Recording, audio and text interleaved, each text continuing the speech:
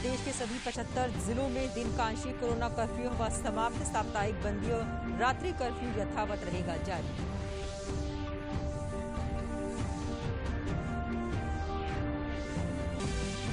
मुफ्त टीकाकरण के लिए केंद्र ने जारी किया दिशा निर्देश। 75% देश में निर्मित टीकों को खरीदेगी सरकार। राज्यों को निःशुल्क किए जाएंगे वितरित।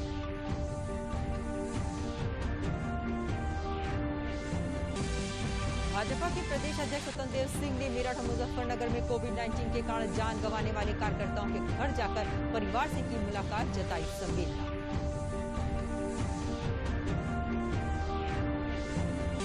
पर्यटन के लिहाज से अयोध्या के विकास का खींचा जा रहा है खाका। प्रमुख सचिव आवास ने जाकर परखी जमीनी सच्चाई। शुरू होंगी कई योजनाएं।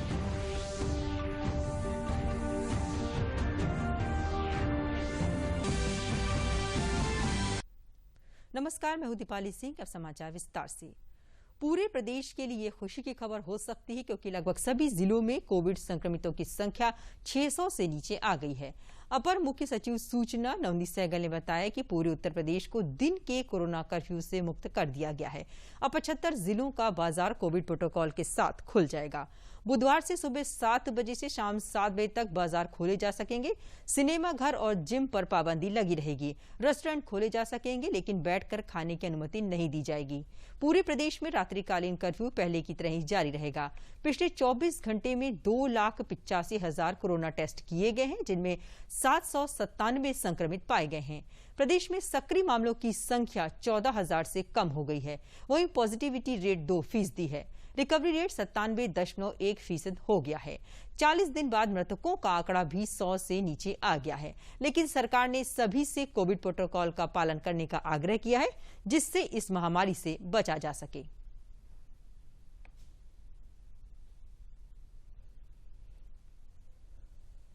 गया है जहां 600 से अधिक कुल एक्टिव मामले हों, इसलिए पूरे प्रदेश से कल प्रातः 7 बजे से कोरोना कर्फ्यू समाप्त होगा। केवल रात्रिकालीन कर्फ्यू और साप्ताहिक बंदी जो सैटरडे संडे में शनिवार इतवार को होती है वो बदस्तूर चलती रहेगी। और ये भी एक अभिनव प्रयास है कि प्रति सैटरडे संडे को पूरे प्रदेश के ग्रामीण क्षेत्रों में और नगरीय क्षेत्रों में साफ सफाई, सैनिटाइजेशन, धुलाई, ये सारा काम किया जाता है। लगभग 400 से अधिक फायर ब्रिगेड की गाड़ियां नगरीय क्षेत्रों में और लगभग 400 से अधिक जो है वो गन्ना विभाग के जो शुगर मिलों के सैनिटाइजेशन की उनकी टीम वो है, मशीनें हैं, वो जा जाकर आसपास के ग्रामीण क्षेत्रों में, जिसके साथ साथ लगभग दोनों को अगर हम शहरी और ग्रामीण क्षेत्रों को मिलाएं तो लगभग 1.5 लाख से अधिक हमारे जो कार्यकर्ता हैं दोनों अर्बन और रूरल एरिया में, वो साफ सफाई, सैनिटाइजेशन, फॉगिंग, ये पूरा जो है 2 दिन का अभियान हर सप्ताह में चलता है और ये बदस्तूर चलता रहेगा। और सैटरडे संडे में जो है वो साप्ताहिक बंदी रहेगी। रात्रिकालीन कर्फ्यू जो है चलता रहेगा। ये जो रात्रिकालीन कर्फ्यू कोरोना समय का लगाया गया है, ये लोगों के आवागमन को रोक के उनको संक्रमण न फैले, उस हेतु ये प्रयास किया गया है। जैसे ये हमारे तीनों टी, ट्रेस, टेस्ट और ट्रीट का एक हिस्सा है। गौतम बुद्ध नगर को भी कोविड कर्फ्यू से मुक्ति मिल गई है। धीरे धीरे बाजारों में रौनक लौट रही है। सुबह 7 बजे से शाम 7 बजे तक बाजार खोलने की अनुमति दी गई है। सरकारी विभाग 50% कर्मचारियों के साथ खोले जाएंगे। संक्रमण दोबारा न फैले, इसके लिए पुलिस लोगों से सोशल डिस्टेंसिंग का पालन करने की अपील कर रही है तथा बिना मास्क घूमने वालों का चालान भी कर रही है। पुलिस दुकानदारों, व्यापारिक संगठनों से भी अपील कर रही है कि वे अपने अपने स्तर से कोविड प्रोटोकॉल का पालन कराएं। ऐसा न करने वालों के खिलाफ सख्त कार्रवाई भी की जाएगी। जैसा कि आप लोगों ने देखा है कि जो लॉकडाउन चल रहा था उसमें कुछ शर्तों के साथ इसमें ढील दी गई है और सप्ताह में 5 दिन 7 to 7 ये चलेगा। इसमें जो गतिविधियां हैं उसका पूरा विवरण सब लोग को दिया गया है। प्रॉपर तरीके से सबको बताया गया कि कौन कौन लोग अभी अपने एक्टिविटीज़ को कर सकते हैं, लेकिन शर्तों के साथ। इसमें सबसे इम्पोर्टेंट शर्त ये है कि सबको मास्क पहनना है। अगर उनके प्रतिष्ठान पे, उनके दुकान पे कोई व्यक्ति आता है तो उसको भी मास्क पहनाना है। अगर वो मास्क प्रॉपर तरीके से नहीं पहनना है तो उसको इसके लिए शिक्षित करना है, बताना है। प्रदेश के अपर मुख्य सचिव चिकित्सा एवं स्वास्थ्य अमित मोहन प्रसाद ने बताया कि प्रदेश में विगत 24 घंटों में संक्रमण के 797 नए मामले सामने आए हैं और इसी अवधि में 2226 लोग कोरोना संक्रमण से स्वस्थ हो चुके हैं। उन्होंने बताया कि प्रदेश में सक्रिय मरीजों की संख्या घटकर 14,067 हो गई है। प्रदेश में संक्रमण के प्रारंभ से अब तक कुल 16,64,295 लोग संक्रमण मुक्त हो चुके हैं। विगत 24 घंटे में कोविड संक्रमित व्यक्तियों में से 94 लोगों की मृत्यु हुई है। उन्होंने बताया कि प्रदेश में कोरोना से रिकवरी दर बढ़कर 97.9% हो गई है। राज्य में कल 2,84,911 सैंपल की जांच की गई।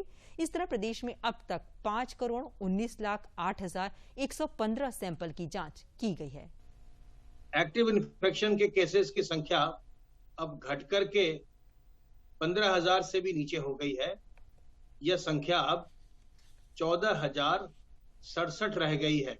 संक्रमण के पश्चात आज तक कुल 16,64,295 व्यक्ति संक्रमण मुक्त होकर स्वस्थ हो चुके हैं। रिकवरी का प्रतिशत बढ़ के अब 97.9% हो गया है। केंद्र की तरफ से 1 जून को शुरू होने वाले सभी नागरिकों के मुफ्त टीकाकरण को लेकर दिशा निर्देश जारी कर दिए गए हैं। सरकार की तरफ से जारी प्रेस विज्ञप्ति में कहा गया है कि भारत सरकार देश के निर्माताओं द्वारा उत्पादित किए जा रहे टीकों का 75% खरीद करेगी। ये टीके राज्यों को निःशुल्क प्रदान किए जाएंगे। सरकारी टीकाकरण केंद्रों के माध्यम से प्राथमिकता के अनुसार सभी नागरिकों को राज्यों द्वारा निःशुल्क टीकाकरण दिया जाएगा। टीकाकरण में स्वास्थ्यकर्मी, फ्रंट वर्कर्स, 45 वर्ष से अधिक आयु वर्ग के लाभार्थी जिनकी दूसरी खुराक बाकी है, 18 वर्ष से अधिक आयु के लोगों को प्राथमिकता दी जाएगी। भारत सरकार द्वारा राज्यों को जनसंख्या मामलों के भार जैसे मानदंडों के आधार पर टीके आवंटित किए जाएंगे। निजी अस्पतालों के लिए टीकों की खुराक की कीमत वैक्सीन निर्माता द्वारा घोषित की जाएगी, लेकिन निजी अस्पताल अधिकतम 150 रुपए प्रति खुराक ही चार्ज कर पाएंगे। तो वहीं सरकार ने कहा है कि सभी नागरिक मुफ्त टीके के हकदार हैं, पर जो भुगतान करने की क्षमता रखते हैं उन्हें निजी अस्पताल के टीकाकरण केंद्र के उपयोग करने के लिए प्रोत्साहित किया जाता है। भाजपा प्रदेश अध्यक्ष स्वतंत्र देव सिंह ने मेरठ में कोविड से जान गंवाने वाले कार्यकर्ताओं के घर पहुंचकर उन्हें श्रद्धासुमन अर्पित किए। परिवार के लोगों से मुलाकात की और उन्हें सांत्वना दी। उन्होंने कहा कि भाजपा के लिए कार्यकर्ता महत्वपूर्ण है और इन्हीं कार्यकर्ताओं की बदौलत पार्टी समाज की सेवा कर सकती है। मुख्यमंत्री योगी आदित्यनाथ के नेतृत्व में चल रही सरकार में संगठन और सरकार के समन्वित प्रयास से कोविड पर सफलता प्राप्त की है। इस अवसर पर उन्होंने जनप्रतिनिधियों से संवाद किया और जिला पंचायत अध्यक्ष के चुनाव को लेकर भी चर्चा की। मैं घूम रहा हूँ, 3 दिन से मैं देख रहा हूँ, जन सामान्य के यहाँ भी जाने का अवसर मिला, कार्यकर्ता भी वास्तव में दिल दहलने लगा। परिवार का एक मुखिया है, वो चला गया, 2 बच्चे, 1 बेटियां हैं। मैं ईश्वर से ही प्रार्थना करूंगा कि अपने चरणों में स्थान दे और परिवार को दुख सहने की ताकत दे और खुशहाल रहे। और राज्य के अंदर आदरणीय योगी जी के नेतृत्व में इस महामारी को से कैसे निजात मिले और फिर से आर्थिक स्थिति और सामान्य जीवन भी पटरी पर आवे, मैं ही ईश्वर से प्रार्थना करता हूँ। आदरणीय मोदी जी, आदरणीय योगी जी ने जो कुछ बना परिश्रम की पराकाष्ठा करके आज किसी तरह इस चुनौती को अवसर में बदलने की कोशिश किया है और एक तरह का जनजीवन फिर से शुरू हो रहा है। मैं ईश्वर से प्रार्थना करता हूँ कि आदरणीय मोदी जी को, आदरणीय योगी जी को ताकत दे, वो जनता की सेवा ठीक ढंग से कर सके। सपा अध्यक्ष अखिलेश यादव के भाजपा की वैक्सीन बताने के बयान पर भारतीय जनता पार्टी ने आज पलटवार किया। प्रदेश सरकार में राज्य मंत्री मोहसिन रजा ने कहा कि अखिलेश यादव ने वैक्सीन लगवाकर ये संदेश दे दिया है कि वे लोगों को गुमराह कर रहे थे। ये लोगों के जान के साथ खिलवाड़ था। जब सरकार और डॉक्टर ये कह रहे थे कि कोविड-19 से बचाव का एकमात्र तरीका वैक्सीनेशन है। उन्होंने कहा कि वैक्सीन का निर्माण देश के वैज्ञानिकों की मेहनत के कारण हो पाया है, इससे लोगों की जान बचाई जा रही है। जिम्मेदार पदों पर बैठे लोग जब इस तरह की बातें करें तो उससे देश को नुकसान होता है। अखिलेश यादव जी ने वैक्सीनेशन को लेकर आज जो ट्वीट किया है, ये कल चूंकि नेताजी ने उनको संदेश दे दिया कि आपने जो वक्तव्य दिया था कि हमारी सरकार आएगी तो हम वैक्सीन लगवाएंगे। अब उन्होंने बता दिया कि आपकी सरकार नहीं आने वाली। उन्होंने 2017 में भी आपको बताया था कि आपकी सरकार नहीं आने वाली है। कल भी नेताजी ने आपको संदेश दे दिया है। तो ये उस संदेश से हार मानते हुए आज उन्होंने अपने बयान को पलटा और पलट कर ये कहा कि अब वैक्सीन लगाने की हम बात कर रहे हैं। देश के प्रधानमंत्री आदरणीय मोदी जी लगातार 130 करोड़ लोगों के लिए काम कर रहे हैं। कोई भूखा न सोए, कोई वैक्सीनेशन से ना बचे, सबको वैक्सीनेट करा दिया जाए ताकि इस संक्रमण से बचे। उत्तर प्रदेश में आदरणीय योगी जी, और आपका कहना है कि भाजपा की वैक्सीन नहीं लेंगे, तो 17 में भी आपको भाजपा की वैक्सीन लगी है और दूसरा डोज आपको आपके पिताजी ने वो संदेश दे दिया है कि वो 22 में लगेगा। भाजपा के डोज से आप बच नहीं सकते, लेकिन कोरोना संक्रमण से बचने के लिए आदरणीय मोदी जी ने, उत्तर प्रदेश में आदरणीय योगी जी ने बहुत अच्छे इंतजाम किए हैं। आज आपने जो बयान दिया है, इस बयान से ये साफ हो जाता है कि इसमें खींच भी है, हार भी है और जनता का प्रेशर भी है आपके ऊपर कि आपके उस बयान से जो वरदान थी वैक्सीन, उसको श्राप बनाया था समाजवादी पार्टी के बयान से। आप आईआईटी कानपुर की इंक्यूबेटेड कंपनी ने वैश्विक महामारी से निपटने के लिए गुणवत्तायुक्त कंसंट्रेटर तैयार करने में सफलता प्राप्त की है। आईआईटी इंक्यूबेटर सेल द्वारा तैयार किए गए कंसंट्रेटर में वैज्ञानिकों की मदद के लिए डिपार्टमेंट ऑफ साइंस के सेक्रेटरी, प्रिंसिपल साइंटिफिक एडवाइजर और प्रधानमंत्री कार्यालय की महत्वपूर्ण भूमिका रही है। IIT incubator cell spin nanotech के डॉक्टर संदीप पाटिल ने बताया कि आईआईटी के प्रोफेसर डॉक्टर बंदोपाध्याय के साथ निदेशक आईआईटी प्रोफेसर अभय करिंदकर के निर्देशन में तैयार किया गया कंसंट्रेटर पूरी तरह से स्वदेशी मेड इन इंडिया है। संदीप पाटिल ने बताया कि ये कंसंट्रेटर 8 से 10 LPM में 90 से 94% प्यूरिटी देता है। उन्होंने बताया कि इसका नेक्स्ट जनरेशन प्रोडक्ट भी जल्द तैयार कर लिया जाएगा। कम टाइम में जो हमने बनाया है वो एस्थेटिकली उतना बहुत ही सुंदर नहीं है, लेकिन इसका प्रिंसिपल वही है जो बहुत ही अच्छी कंपनियों के प्रोडक्ट मार्केट में अवेलेबल है। और सबसे बड़ी बात यह है कि ये 8 से 10 LPM में 90 से 94% ऑक्सीजन प्योरिटी देता है। ये अपने आप में एक यूनिकनेस है। ये जो वर्जन आप स्क्रीन पे देख रहे हैं, ये हमारा फर्स्ट वर्जन है CD ऑक्सी का। मेरी टीम पिछले 15-20 दिनों से एक नए वर्जन पे भी काम कर रही है, जो कि एक एक्सपोर्ट क्वालिटी का होगा, जो सारे सर्टिफिकेशंस भी मीट करेगा। तो वो भी 15 जून के करीब मार्केट में आना शुरू हो जाएगा। तो हम सब लोग देश सेवा के लिए लगे हैं और सभी लोग अपनी कोशिश कर रहे हैं 100% कि हम कैसे इस आपदा से जूझे। तब तक मैं सबसे ये विनती करूंगा कि सब लोग केयरफुल रहे, घर में रहे, सेफ रहे। प्रयागराज में लोगों की सूझबूझ और सरकार की मदद से कोरोना संक्रमण के आंकड़ों में तेजी से गिरावट आई है, लेकिन अभी भी शहर और गांव के ज्यादातर लोग टेस्ट नहीं करा रहे हैं। वहीं कोरोना से बचाव के लिए लगवाए जा रहे टीके से भी लोग इनकार कर रहे हैं, जबकि तमाम सरकारी और गैर सरकारी संगठन लोगों को ये समझाने में लगे हैं कि कोविड-19 से बचाव के लिए वैक्सीन लगवाना आवश्यक है। प्रयागराज के मेडिकल स्टाफ और प्रशासनिक अधिकारी लगातार लोगों से अपील कर रहे हैं कि वे वैक्सीन लगवाएं, इससे डरे नहीं। वैक्सीन से डरने वाली कोई ऐसी बात नहीं है। ये हमारे परिवार की कोविड से सुरक्षा के लिए बनाई गई है। 16 जनवरी से ये अभियान शुरू हुआ है केंद्र सरकार के द्वारा और ये लगातार चल रहा है। वैक्सीन कोरोना की जरूर लेनी चाहिए, इसका कोई दुष्प्रभाव नहीं है। जो गांव में भ्रांतियां फैली हुई हैं कि वैक्सीन लगाएंगे बुखार आएगा मर जाएंगे, वैसा कुछ भी नहीं है। ये पूरी तरह से सेफ है और वैज्ञानिकों द्वारा प्रमाणित है। बस एक संक्रमण को दूर रखना है, उससे बचना है। जैसे हम लोग लगवाते हैं, तो अब इसलिए हमारा यही अपील है कि सब लोग ज़्यादा से ज़्यादा संख्या में जाकर को वैक्सीनेशन कराएं और इससे इस बीमारी को दूर भगाएं। इससे हमारा ही लाभ है। मैंने अभी मेडिकल कॉलेज में वैक्सीनेशन अपना करवाया है और मैं सभी लोगों से ये बोलना चाह रही हूँ कि जिस तरह का कोई जो भ्रम फैला हुआ है वैक्सीन को लेके, वो उसको भ्रम को दूर रखें और सभी लोग क्योंकि सरकार की तरफ से निःशुल्क मिल रही है वैक्सीन, इसलिए अपने परिवार, अपने देश, अपने रिश्तेदार, अपने जो भी हैं सबको बचाने के लिए आपको वैक्सीन लगवाना चाहिए। और मैंने अभी लगवाया है, मुझे कोई प्रॉब्लम नहीं हुई है। इसलिए किसी भी भ्रांति से दूर होकर कि कोई प्रॉब्लम होती है लगवाने के बाद में, कुछ ऐसा नहीं होता है। सब लोग लगवाएं। प्रयागराज में कोरोना महामारी की दूसरी लहर से तमाम गरीब परिवारों को 2 वक्त की रोटी जुटाना भी मुश्किल हो गया था। उन्हें अपने परिवार को भोजन उपलब्ध कराने में भी समस्या हो रही थी। ऐसे में देश के प्रधानमंत्री ने अपने संबोधन में कहा है कि गरीब कल्याण अन्न योजना के तहत नवंबर माह तक लोगों को निःशुल्क राशन वितरण किया जाएगा। इसके साथ ही 21 जून को योग दिवस के मौके पर पूरे देश में निःशुल्क वैक्सीनेशन का कार्य केंद्र सरकार द्वारा शुरू किया जाएगा। प्रयागराज के आम जनमानस इसको लेकर प्रसन्न दिख रहे हैं। बहुत अच्छी पहल है। इस पहल को लोगों को सरेआम लेना चाहिए और इस पर किसी भेदभाव के उस पर अमल करना चाहिए और सभी को टीके लगवाना चाहिए और दूसरी चीज़ों से नज़रअंदाज करना चाहिए। हम तो कहते हैं कि बच्चे से लेके 70 साल 80 साल जितने भी बूढ़े हों सबको इस टीके को लगवाना चाहिए, चाहे वो देसी टीका हो या विदेशी टीका हो। माननीय प्रधानमंत्री अन्न योजना जो मोदी सरकार ने शुरू की है, इससे गरीबों में बहुत खुशी की लहर है।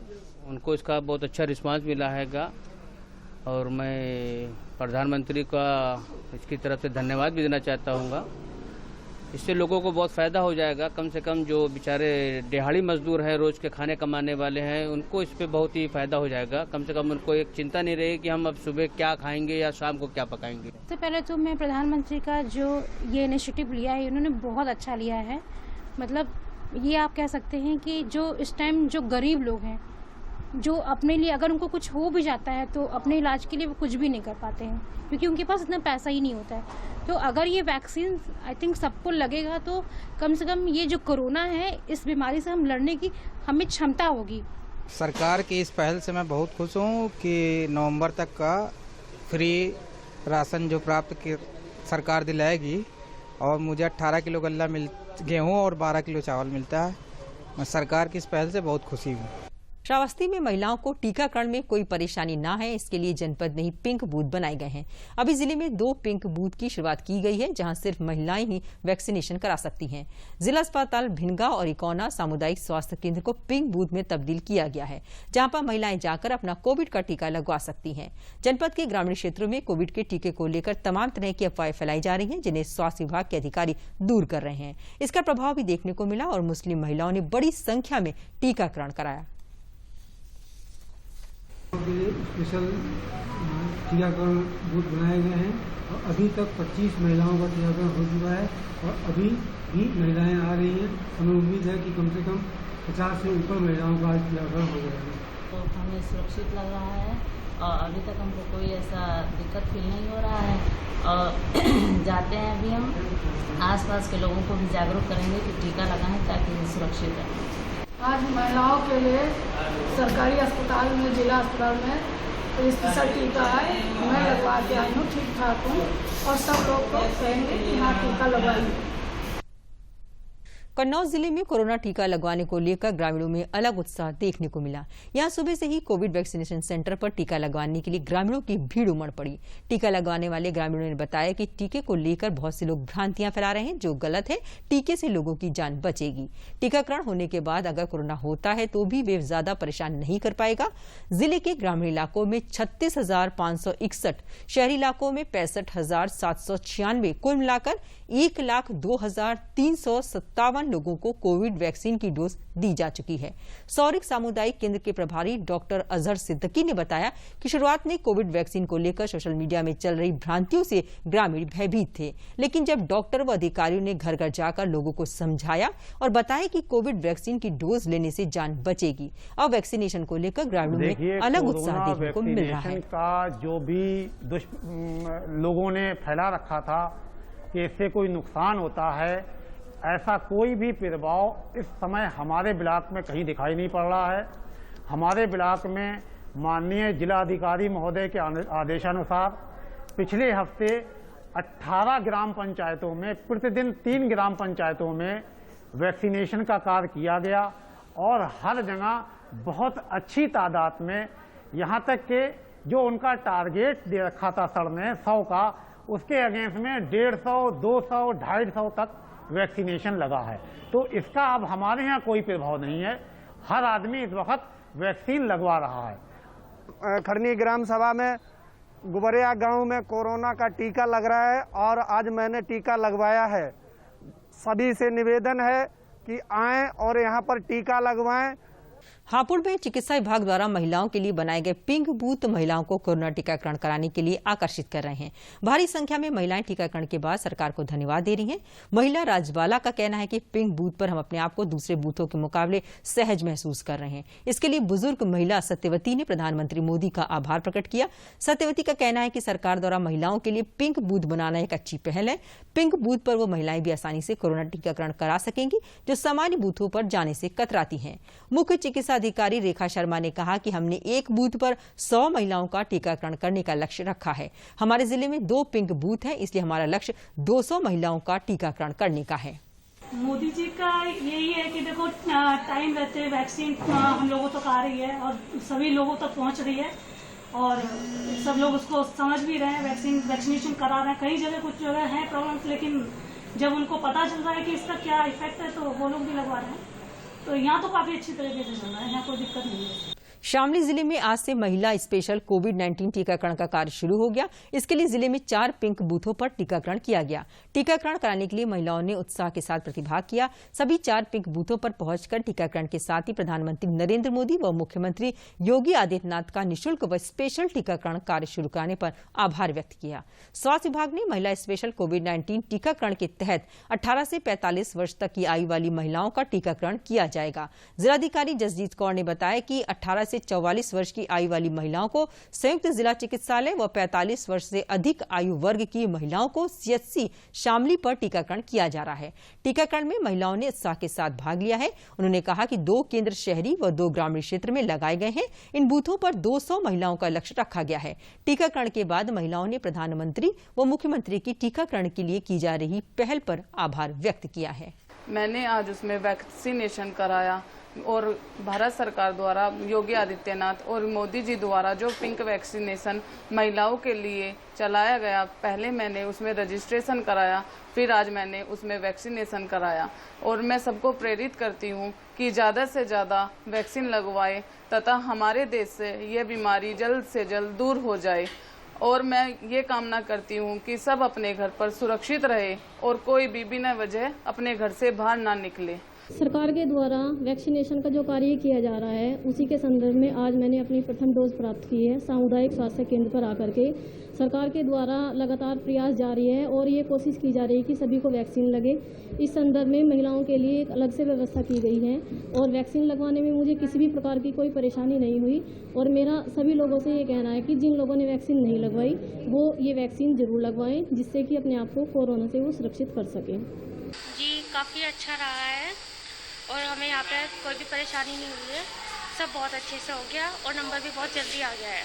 महिलाओं में कोविड वैक्सीनेशन के लिए प्रेरित करने के लिए हमने जनपद में 4 स्पेशल महिला वैक्सीनेशन बूथ स्टार्ट किए हैं। इसमें 4 में से 2 हमारे बूथ ऐसे हैं जो 18 से 44 ईयर्स तक के एज ग्रुप के हैं और 2 बूथ हमारे 45 प्लस के हैं।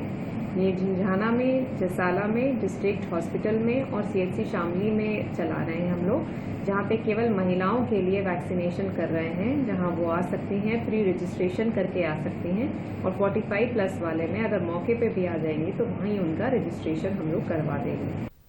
प्रदेश के कृषि मंत्री सूर्य प्रताप शाही ने झांसी में मंडलीय गेहूं खरीद समीक्षा के बाद कई क्षेत्रों का भ्रमण किया। उन्होंने कहा कि बुंदेलखंड की जलवायु खेती के लिए बेहद उपयोगी है। कृषि मंत्री ने गुरदीप चावला की स्ट्रॉबेरी खेत को भी देखा। उन्होंने कहा कि किसान भी स्ट्रॉबेरी खेती को अपनाएं और अपनी आय बढ़ाएं। बुंदेलखंड क्षेत्र में स्ट्रॉबेरी और ड्रैगन फ्रूट की खेती वरदान साबित हो सकती है। स्ट्रॉबेरी ने जनपद झांसी को राष्ट्रीय स्तर पर एक नई पहचान दी है, इसे प्रोत्साहित करना चाहिए। इस अवसर पर उन्होंने भोजला मंडी में गेहूं क्रय केंद्र का निरीक्षण किया और कहा कि सभी पंजीकृत किसानों से 100% गेहूं क्रय किया जाए। करके मोदी जी की सरकार का बजट है, PM किसान उसके अतिरिक्त है 1,27,000 करोड़ रुपए, उनसे 5 गुना बजट जो दिया, जिसने खेती के भीतर इतना बड़ा व्यापक परिवर्तन किया। 50% 80% अनुदान पर हम आपको खरीद का बीज दे रहे हैं, हम 75% अनुदान पर ढांचे का बीज डाल रहे हैं। तो ये जो बजट बढ़ा है उसी के वजह से ये प्रोडक्शन बढ़ा है और प्रोडक्शन बढ़ा तो पैसा तो किसान के खाते में गया है। 100 करोड़ यदि 100 लाख प्रोडक्शन बढ़ गया तो 100 लाख प्रोडक्शन बढ़ने का मतलब ये है कि किसान को जो है वो लगभग 10,000 करोड़ रुपए का अतिरिक्त फायदा अकेले उत्तर प्रदेश में हो गया, देश के भीतर उससे अलावा हुआ। तो हमारा काम था संसाधन इकट्ठा करके किसान तक मुहैया कराना, उनको सिंचाई की सुविधा, उनको बीज की सुविधा, उनको फर्टिलाइजर की सुविधा, उनकी खरीदारी की सुविधा, यह सुनिश्चित कराने का काम मोदी जी की सरकार ने। अयोध्या को एक नई सिटी बनाने की परिकल्पना को लेकर प्रमुख सचिव आवास दीपक कुमार अपनी टीम के साथ अयोध्या पहुंचे। मुख्यमंत्री की परिकल्पना को साकार करने के लिए 3 गांवों की 1200 एकड़ जमीन अधिग्रहण करने की तैयारी है। अयोध्या पहुंचे प्रमुख सचिव आवास दीपक कुमार ने बताया कि मुख्यमंत्री के विजन डॉक्यूमेंट पर काम चल रहा है।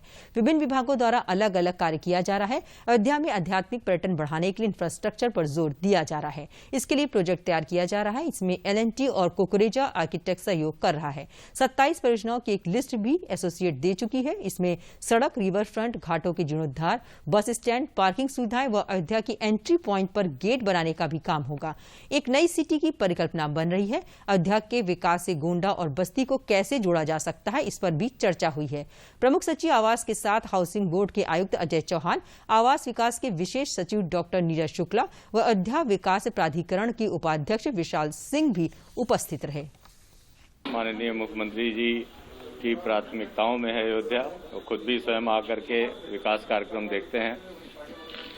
उनके मार्गनिर्देश में एक इंटरनेशनल कंसल्टेंट लगाया गया है ताकि एक विजन डॉक्यूमेंट, एक दृष्टिकोण प्रपत्र बन सके। विभिन्न विभाग अलग अलग कार्यक्रम यहाँ कर रहे हैं तो उनको समेकित करके एक समन्वय के साथ विकास किया जा सके। इनको ये भी कहा गया है कि प्री फिजिबिलिटी रिपोर्ट्स बनाएंगे कि कौन कौन सी परियोजनाएं यहाँ चल सकती हैं, वो चाहे टूरिज्म के दृष्टिकोण से हो, कल्चर के दृष्टिकोण से हो, आध्यात्मिक धार्मिक दृष्टिकोण से हो, उस पर ये कार्य कर रहे हैं और उस पर ये विभागों से कंसल्ट करते हैं। अयोध्या के नागरिकों से, गणमान्य जो हैं उनसे भी क्या है, प्रेस से भी उन्होंने पूछा है कि यहाँ की आवश्यकता क्या है और किस तरह से विकास होना चाहिए। अब उसमें इंफ्रास्ट्रक्चर के भी प्रोजेक्ट्स हैं, ट्रेनिंग के भी प्रोजेक्ट्स हैं, MSME इंडस्ट्रीज के भी प्रोजेक्ट्स हो सकते हैं। तो ये विभिन्न विभागों से बात करके और विभाग की जो प्राथमिकता होगी और उनके पास जो बजट अवेलेबल होगा उस पर प्रायोरिटाइज करके वो काम करेंगे। कोरोना महामारी का जहां इंसानों पर गंभीर प्रभाव पड़ा है, वहीं प्राणी उद्यान में दर्शकों के लिए रखे गए पशु पक्षियों पर भी इसका असर देखने को मिला है। कोरोना कर्फ्यू के दौरान लखनऊ का प्राणी उद्यान भी लगातार बंद रहा है। इसकी वजह से दर्शकों का आना संभव नहीं हुआ है। इसको देखते हुए चिड़ियाघर की आय को बढ़ाने के लिए लोगों ने यहाँ के जानवरों को गोद देना शुरू किया है। इससे पहले भी लोग प्राणी उद्यान की आय बढ़ाने के लिए पशु पक्षियों को गोद लेते रहे हैं।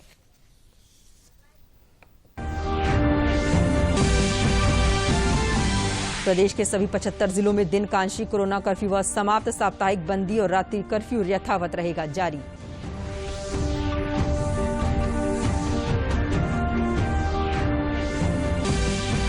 मुफ्त टीकाकरण के लिए केंद्र ने जारी किया दिशा निर्देश। 75% देश में निर्मित टीकों को खरीदेगी सरकार। राज्यों को निःशुल्क किए जाएंगे वितरित।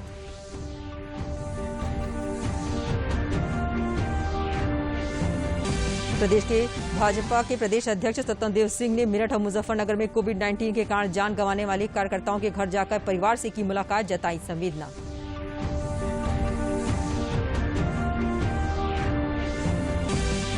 पर्यटन के लिहाज से अयोध्या के विकास का खींचा जा रहा है खाका। प्रमुख सचिव आवास ने जाकर परखी जमीनी सच्चाई, शुरू होंगी कई योजनाएं।